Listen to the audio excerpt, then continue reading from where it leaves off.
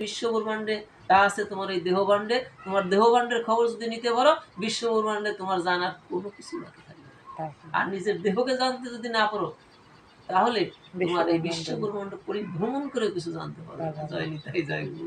কঠিন কথা, আস্বাদনটা অনেক কঠিন হতে পারে, একটু মনোযোগী হই। এখন এই দেহ ক্ষেত্রে আমরা এই ঘরটা কি কি উপকরণ দিয়ে তৈরি করা হয়েছে সবাই জানি। কিছু ইট লাগছে, কিছু সুরকি লাগছে, কিছু লোহা লক্কর লেগেছে, বালু লেগেছে, সিমেন্ট লেগেছে, অনেক কিছু উপকরণ লেগেছে। এখন আমরা এই দেহঘর তৈরি করতে, এই দেহঘরের ভিতরে কি কি আছে, কয়টা উপাদান দিয়ে গঠন করে দিলেন ভগবান, সেই কথাগুলি জানতে হবে আগে। প্রথমে দিলেন 5টা উপাদান, কৃতি, অপ, তেজ, মরুদ, ভোগ। কয়টা উপাদান? 5টা উপাদান প্রকৃতি থেকে নেওয়া হলো। কৃতি, অপ, তেজ, মরুদ, ভোগ, 5টা উপাদান। পঞ্চভৌতিক দেহ কয় এই জন্য। এই দেহটার নাম এই কারণে হয়েছে কি পঞ্চভৌতিক দেহ। এই পঞ্চভূত থেকে 5টা উপাদান নেওয়া হয়।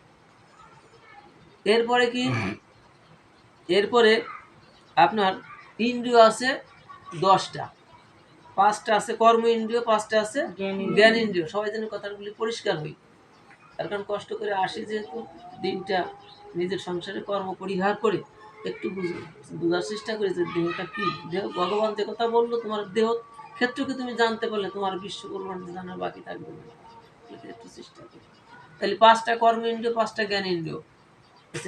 কর্ম ইন্দ্রিয় 5টা কি? কর্ম ইন্দ্রিয় 5টা কি?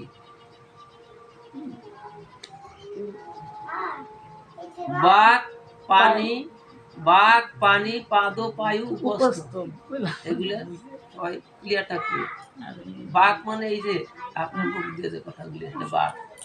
পানি হলো কি? হরে কৃষ্ণ। জল, পানি, বাক, পানি, হাত, হাতের আর একটা বাক, পানি, পাদ, সবাই তো বুঝে। পায়ু, ঠিক আছে, পায়ু হলো মলদার। তারপরে জনিদ্বার হলো উপস্থ, ঠিক আছে। এই 5টা হলো কর্মেন্দ্রিয়। এটা স্বাভাবিকভাবে কাজ করে, আপনার মুখ কাজ করে, আপনার হাত কাজ করে, পা কাজ করে, আপনার মল ডেলিভারি দেওয়ার জন্য এগুলো কাজ করে, ঠিক আছে। এখন এইগুলো কর্মেন্দ্রিয় হয়ে যাবে। আর জ্ঞান ইন্দ্রিয় কি? জ্ঞান ইন্দ্রিয় 5টা হলো চক্ষু, কর্ণ, নাসিকা, জিহ্বা আর ত্বক। এই 5টা হলো জ্ঞান ইন্দ্রিয়। এখন এই 5, 5, 10, এই 10টা ইন্দ্রিয়ের আবার কি একজন রাজা আছে। এই 10টা ইন্দ্রিয়ের কি আছে? রাজা আছে। 10 ইন্দ্রিয়ের রাজা হলো মন। এই মন, এই মন রূপী রাজা এই ইন্দ্রিয়গুলোকে চালায়। ইন্দ্রিয়গুলো, মন ভ্রান্ত পথে চললে ইন্দ্রিয় ভ্রান্ত পথে চলে। রাধে রাধে হরি বল। মনরে সঠিক জায়গাতে চলাইতে হবে।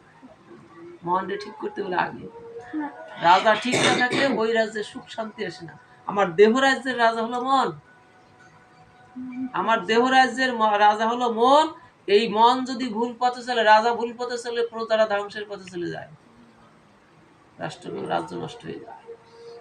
এই মনকে ঠিক করতে হবে আগে, ভজন করতে হলে। আর মনকে চালায় আবার ওর একজনই আছে।